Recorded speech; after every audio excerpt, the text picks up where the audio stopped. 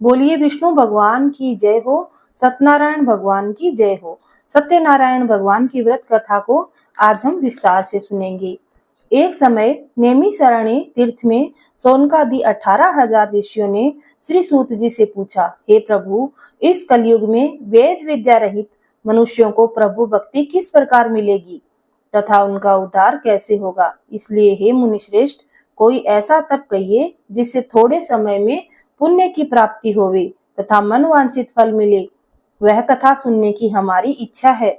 सर्वशास्त्र ज्ञाता श्री सूत जी बोले, हे वैष्णव में पूज्य, आप सबने प्राणियों के हित की बात पूछी है।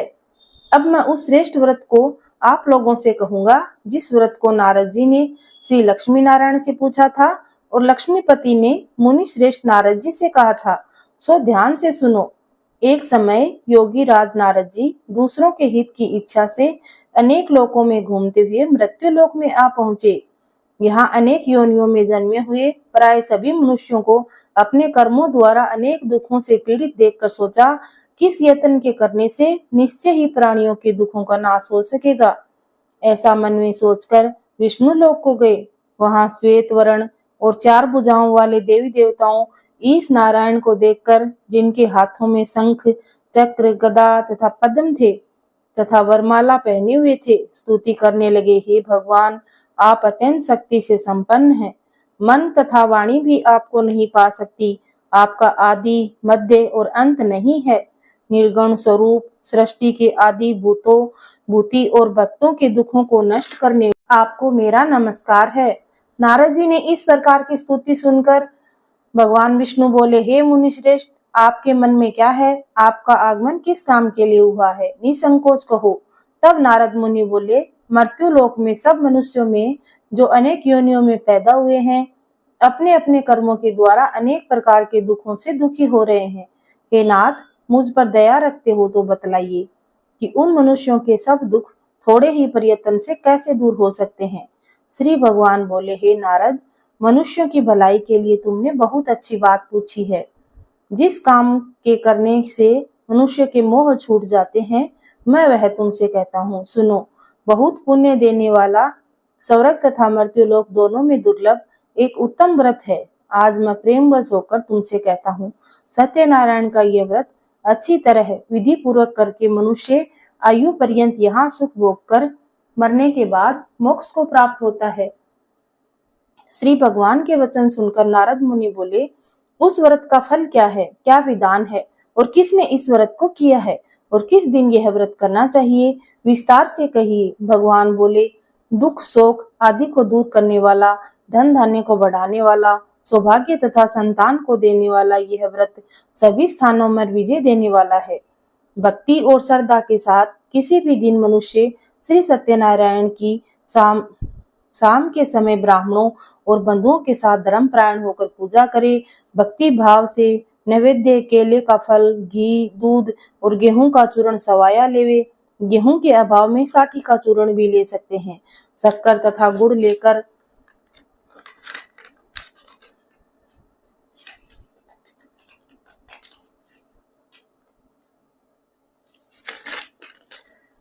सब भक्षण योग्य प्राप्त पदार्थ जमा करके भगवान को अर्पण कर देवे तथा बंधुओं सहित ब्राह्मणों को भोजन करावे। पश्चात स्वयं भोजन करे। नृत्य गीत आदि का आचरण व्यतीत करे। नृत्य गीत आदि का आचरण कर सत्यनारायण भगवान का स्मरण करता हुआ समय व्यतीत करे। इस तरह व्रत करने से मनुष्य की इच्छा अवश्य पूरी होती है। विशेषकर कलयुग में भूमि पर यही एक मोक्ष का सरल उपाय है। सूत जी बोले, हे ऋषियों, जिसने पहले इस व्रत को किया है उसका मैं आपको इतिहास बताता हूँ। ध्यान से सुनो। सुंदर काशीपुरी नगरी में एक अत्यंत निर्धन ब्राह्मण रहता था। वह भूख और प्यास से बेचैन हुआ नित्य पृथ्वी पर घूमता था। ब्राह्मणों से प्रेम करने वाले भगवान ब्राह्मण को दुखी देखकर बूढ़े ब्राह्मण का रूप धरकर उसके पास जा आदर से पूछा, हे विप्र, नित्य दुखी हुआ पृथ्वी पर क्यों घूमता है? हे श्रेष्ठ ब्राह्मण, यह सब मुझसे कहो, मैं सुनना चाहता हूँ। ब्राह्मण बोला, मैं निर्धन ब्राह्मण हूँ, भिक्षा के लिए पृथ्वी पर फिरता हूँ। हे भगवान, यदि आप इसका उपाय जानते हैं तो कृपा करके कहो। वृद्ध ब्राह्मण बोला, सत्यनारायण भगवान मनवांछित फल को देने वाले हैं। इसलिए हे ब्राह्मण, तू उनका पूजन कर, जिसके करने से मनुष्य सब दुखों से मुक्त होता है। ब्राह्मण का व्रत का सारा विधान बतलाकर बूढ़े ब्राह्मण का रूप धारण करने वाले सत्यनारायण भगवान अंतर्ध्यान हो गए। जिस व्रत को वृद्ध ब्राह्मण ने बतलाया, मैं उसको करूंगा, यह निश्चय करने पर उसे रात में नींद भी नहीं आई। वह सवेरे उठ सत्यनारायण भगवान के व्रत का निश्चय कर भिक्षा के लिए चला। दूसरे दिन उसको भिक्षा में बहुत धन मिला, जिससे बंधु बांधुओं के साथ उसने सत्यनारायण भगवान का व्रत किया। इसके करने से वह ब्राह्मण सब दुखों से छूटकर अनेक प्रकार की संपत्तियों से युक्त हुआ। उस समय वह ब्राह्मण हर मास व्रत करने लगा। इस तरह सत्यनारायण भगवान के व्रत को जो भी करेगा, वह सब पापों से छूटकर मोक्ष को प्राप्त होगा। आगे जो पृथ्वी पर सत्यनारायण का व्रत करेगा, वह मनुष्य सब दुखों से छूट जाएगा। इस तरह नारद जी ने नारायण को कहा हुआ व्रत मैंने तुमसे कहा। हे विप्रो, अब मैं और क्या कहूँ। ऋषि बोले, हे मुनीश्वर, संसार में इस ब्राह्मण से सुनकर किस किसने व्रत को किया है, वह सब हम सुनना चाहते हैं। इसके लिए हमारे मन में श्रद्धा है। श्री सूत जी बोले, हे मुनियों, जिसने इस व्रत को किया है वह सब सुनो। एक समय की बात है, ब्राह्मण धन और ऐश्वर्य के अनुसार बंधु बांधवों के साथ व्रत करने को तैयार हुआ। उसी समय एक लकड़ी बेचने वाला बूढ़ा आदमी आया और बाहर लकड़ियों को रखकर ब्राह्मण के मकान में गया। प्यास से दुखी होकर लकड़हारा उनको व्रत करते देखकर ब्राह्मण को नमस्कार कर कहने लगा, आप यह क्या कर रहे हैं और इसके करने से क्या फल मिलता है, कृपा करके मुझसे कहो।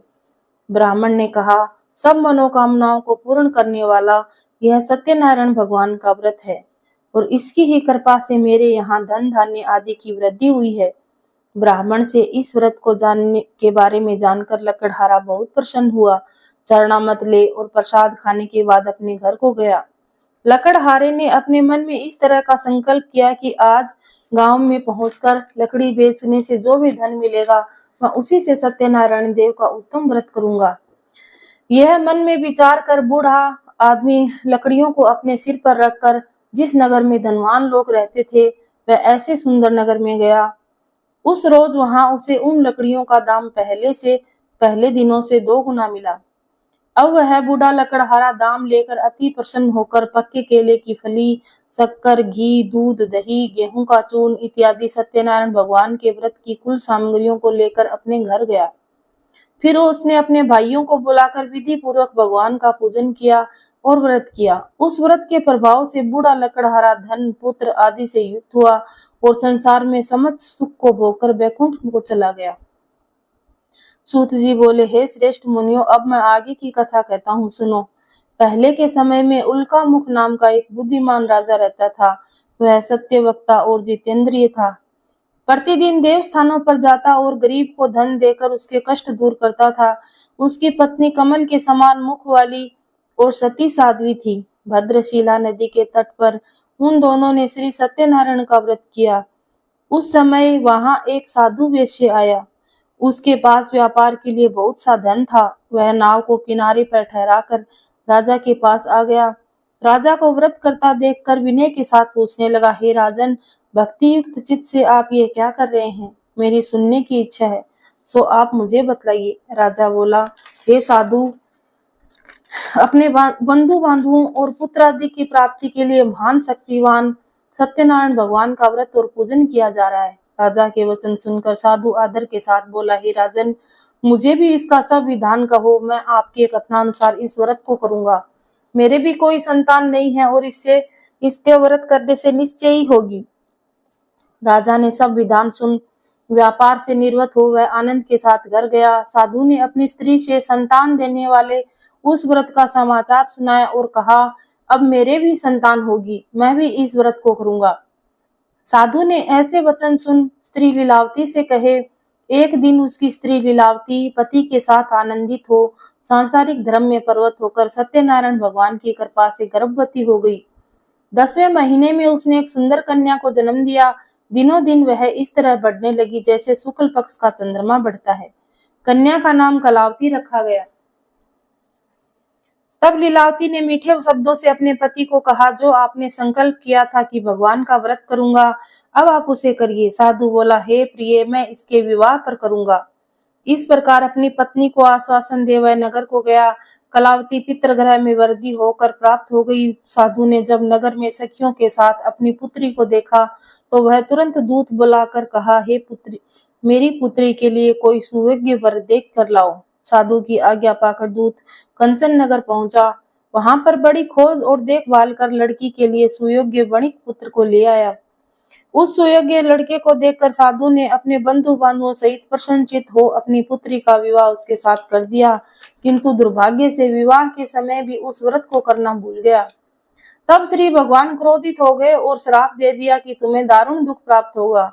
अपने कार्य में कुशल साधु बनिए जमाता सहित समुद्र के समीप स्थित रतनपुर नगर में गया। वहां दोनों ससुर जमाई चंद्रकेतु राजा के उस नगर में व्यापार करने लगे। एक रोज भगवान सत्यनारायण की माया से प्रेरित कोई चोर राजा का धन चुरा कर भाग रहा था, किंतु राजा के दूतों को आता देखकर चोर ने घबराकर भागते हुए राजा के धन को वहीं चुपचाप रख दिया जहां वे ससुर जमाई ठहरे हुए थे। जब दूतों ने उस साधु वेश्य के पास राजा के धन को रखा देखा तो वे दोनों को बांध कर ले गए और प्रसन्नता से दौड़ते हुए राजा के समीप जाकर बोले, यह दो चोर हम पकड़ कर लाए हैं, देखकर आज्ञा दें। तब राजा ने की आज्ञा से उनको कठोर कारावास में डाल दिया गया। उनका सब धन छीन लिया। सत्यनारायण भगवान के श्राप से उनकी पत्नी भी घर पर बहुत दुखी हुई और राजा घर पर जो धन रखा था उसको भी चोर चुरा कर ले गए। शारीरिक व मानसिक पीड़ा था। भूख व प्यास से अति दुखित हो अन्न की चिंता में कलावती एक ब्राह्मण के घर गई। वहां उसने सत्यनारायण भगवान का व्रत होते देखा। फिर उसने कथा सुनी, प्रसाद ग्रहण कर रात को घर आई। माता ने कलावती से कहा, हे पुत्री, अब तक कहाँ रही और तेरे मन में क्या है? कलावती बोली, हे माता, मैंने एक ब्राह्मण के घर में श्री सत्यनारायण भगवान का व्रत देखा है। कन्या के वचन सुन लीलावती भगवान के पूजन की तैयारी करने लगी। लीलावती ने परिवार और बंधुओं सहित श्री सत्यनारायण भगवान का पूजन किया और वर मांगा कि मेरे पति और दामाद शीघ्र घर आ जाएं। साथ ही प्रार्थना की कि हम सब का अपराध क्षमा करो। सत्यनारायण भगवान इस व्रत से संतुष्ट हो गए और उसने राजा चंद्रकेतु को स्वप्न में दर्शन देकर कहा, हे राजन, दोनों वेश्यों को प्रातः ही छोड़ दो। उनका सब धन जो तुमने ग्रहण किया है उनको दे दो, नहीं तो मैं तेरा धन और राज्य पुत्रादि सब नष्ट कर दूंगा। राजा को ऐसे वचन कहकर भगवान अंतर ध्यान हो गए। प्रातः काल राजा चंद्रकेतु ने सभा में अपना स्वप्न सुनाया। फिर दोनों वणिक पुत्रों को कैद से मुक्त कर सभा में बुलाया। दोनों ने आते ही राजा को नमस्कार किया। राजा मीठे वचनों से बोला, हे महानुभाव, भाभी बस ऐसा कठिन दुख प्राप्त हुआ है, अब तुम्हें कोई भय नहीं। ऐसा कहकर राजा ने उनको नए नए वस्त्राभूषण पहनाए। उनका जितना धन लिया था उसने दूना धन देकर उनको आदर सहित विदा किया। दोनों वेश्ये अपने घर को चल दिए। सूत जी बोले, वेश्ये ने मंगलाचार करके यात्रा आरंभ की और अपने नगर को चला। उनके थोड़ी ही दूर निकलने पर दंडी वेशधारी सत्यनारायण ने उनसे पूछा, हे साधु, तेरी नाव में क्या है? अभिमानी वणिक पुत्र हंसता हुआ बोला, हे दंडी, आप क्यों पूछते हो? क्या आपके धन लेने की इच्छा है?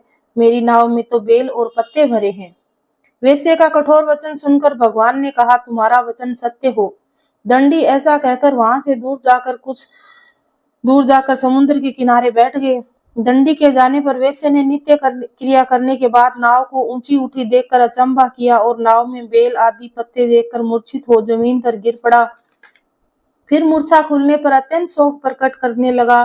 तब उनका दामाद बोला, आप शोक न करें, यह दंडी का श्राप है, अतः उनकी शरण में चलना चाहिए, तभी हमारी मनोकामना पूरी होगी।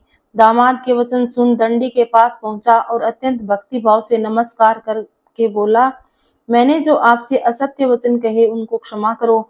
ऐसा कहकर महान शोकातुर हो दंडी रोने लगा। तब दंडी भगवान बोला, हे वणिक पुत्र, मेरी आज्ञा से बार बार तुम्हें दुख प्राप्त हुआ है, तू मेरी पूजा से विमुख हुआ। साधु बोला, हे भगवान, आपकी माया से मोहित ब्रह्मा आदि भी आपके रूप को नहीं जानते, मैं अज्ञानी कैसे जान सकता हूँ? आप प्रसन्न होइए, मैं सामर्थ्य के अनुसार आपकी पूजा करूंगा, मेरी रक्षा कीजिए। पहले के समान नौका में धन भर दीजिए। उसके भक्ति युक्त वचन सुनकर भगवान प्रसन्न हो उसकी इच्छा अनुसार वर देकर अंतर ध्यान हो गए। तब उन्होंने नाव पर आकर देखा तो नाव धन से भरी हुई थी। फिर भगवान सत्यनारायण का पूजन कर साथियों सहित अपने नगर को चला। अब अपने नगर के निकट पहुंचा तो दूत को घर भेजा। दूत ने साधु के घर जाकर उसकी स्त्री को नमस्कार कर कहा, साधु अपने दामाद के सहित इस नगर के समीप आ गए हैं। ऐसा वचन सुन साधु की स्त्री ने बड़े हर्ष के साथ सत्यदेव का पूजन कर पुत्री से कहा, मैं अपनी पति के दर्शन को जाती हूँ, तू कार्य पूर्ण करके शीघ्र आ जाना। माता के ऐसे वचन सुनकर कलावती प्रसाद को छोड़कर पति के पास गई। प्रसाद की अवज्ञा के कारण सत्यदेव रुष्ट हो गए और उसके पति को नाव सहित नदी में डुबो दिया। कलावती अपने पति को न देखकर रोती हुई जमीन पर गिर पड़ी। इस तरह नौका को डूबा हुआ देखकर कन्या को रोता हुआ देख साधु दुखित हो बोला, हे प्रभु, मुझसे या मेरे परिवार से जो भी भूल हुई है उसे क्षमा करो। उसके दीन वचन सुनकर सत्यदेव प्रसन्न हो गए और आकाशवाणी हुई, हे साधु, तेरी कन्या ने मेरे प्रसाद को छोड़कर मेरा अपमान किया है, इसलिए इसका पति अदृश्य हुआ है। यदि वह घर जाकर प्रसाद खाकर लौटे तो इसके पति को अवश्य ही वापस जिंदा हो जाएगा। ऐसी आकाशवाणी सुनकर कलावती घर पहुंचकर प्रसाद खाया, फिर आकर पति के दर्शन किए। तत्पश्चात साधु ने अपने बंधु बांधवों सहित सत्यदेव का विधि पूर्वक पूजन किया। उस दिन से वह हर पूर्णिमा को सत्यदेव का पूजन करने लगा। फिर इस लोक का सुख भोगकर अंत में वह स्वर्ग लोक गया। सूत जी बोले, हे ऋषियों, मैं एक कथा और कहता हूँ, सुनो। प्रजा पालन में लिंग तो तुंगध्वज नाम का एक राजा था। उसने भी भगवान का प्रसाद त्याग कर बहुत दुख पाया। एक समय वन में जाकर वन्य पशुओं को मारकर बड़ के पेड़ के नीचे आया। वहां उसने ग्वालों को भक्ति भाव से बांधुओं सहित सत्यनारायण जी का पूजन करते देखा। राजा को देखकर भी अभिमानवश वहां नहीं गया और न ही नमस्कार किया। जब ग्वालों ने भगवान का प्रसाद उनके सामने रखा तो वह प्रसाद को त्याग कर अपनी सुंदर नगरी को चला। वहीं उसने अपना सब कुछ नष्ट पाया तो वह जान गया कि यह भगवान ने किया है। तब वह विश्वास कर ग्वालों के समीप गया और विधि पूर्वक पूजन कर प्रसाद खाया तो सत्यदेव की कृपा से पहले जैसा था वैसे ही हो गया। फिर दीर्घ काल तक सुख भोग कर मरने पर स्वर्ग लोक को गया। जो मनुष्य इस परम दुर्लभ व्रत को करेगा, भगवान की कृपा से उसे धन धान्य की प्राप्ति होगी, निर्धन धनी होगा, बंदी बंधन से मुक्त होकर निर्भय हो जाएगा, संतानहीनों को संतान की प्राप्ति होती है तथा सब मनोरथ पूर्ण कर अंत में वैकुंठ धाम को जाता है। जिन्होंने पहले इस व्रत को किया, अब उनके दूसरे जन्म की कथा कहता हूँ। वृद्ध सतानंद ब्राह्मण ने सुदामा का जन्म लेकर मोक्ष को पाया। उल्कामुख नाम का राजा दशरथ होकर वैकुंठ को प्राप्त हुआ। साधु नाम के वैश्य ने मोर ध्वज बनकर अपने पुत्र को आरे से चीरकर मोक्ष को प्राप्त किया। महाराज तुंगध्वज ने स्वयंभू होकर भगवान में भक्ति युक्त कर्म कर मोक्ष को प्राप्त किया। बोलिए सत्यनारायण भगवान की जय हो। अब सत्यनारायण भगवान की आरती करते हैं। जय लक्ष्मी रमणा, श्री जय लक्ष्मी रमणा, सत्यनारायण स्वामी, सत्यनारायण स्वामी, जनपातक हरणा, जय लक्ष्मी रमणा। रतन जड़ित सिंहासन, अद्भुत छवि राजे, स्वामी अद्भुत छवि राजे। नारद करत निरंतर, नारद करत निरंतर, घंटा ध्वनि बाजे, जय लक्ष्मी रमणा। प्रकट भये कलि कारण, द्विज को दरस दियो, स्वामी द्विज को दरस दियो। बूढ़ो ब्राह्मण बन के, बूढ़ो ब्राह्मण बन के, कंचन मैल कियो, जय लक्ष्मी रमणा। दुर्बल भील कराल, जिन पर कृपा करी, स्वामी जिन पर कृपा करी। चंद्रचूड़ एक राजा, चंद्रचूड़ एक राजा, तिनकी विपत्ति हरी, जय लक्ष्मी रमणा। वैश्य मनोरथ पायो, श्रद्धा तज दीनी, स्वामी श्रद्धा तज दीनी। सो फल भोग्यो प्रभु जी, सो फल भोग्यो प्रभु जी, फिर स्तुति कीनी जय लक्ष्मी रमणा। भाव भक्ति के कारण छिन छिन रूप धर्यो, स्वामी छिन छिन रूप धर्यो। श्रद्धा धारण कीनी, श्रद्धा धारण कीनी, तिनको काज सर्यो जय लक्ष्मी रमणा। ग्वाल बाल संग राजा बन में भक्ति करी, स्वामी बन में भक्ति करी। मन वांछित फल दीन्यो, मन वांछित फल दीन्यो, दीन दयाल हरि जय लक्ष्मी रमणा। चढ़त प्रसाद सवायो, कदली फल मेवा, स्वामी कदली फल मेवा। धूप दीप तुलसी से, धूप दीप तुलसी से, राजी सत्यदेवा जय लक्ष्मी रमणा। श्री सत्यनारायण जी की आरती जो कोई नर गावे, स्वामी जो कोई जन गावे। कहत शिवानंद स्वामी, कहत शिवानंद स्वामी, मन वांछित फल पावे जय लक्ष्मी रमणा। बोलिए सत्यनारायण भगवान की जय हो।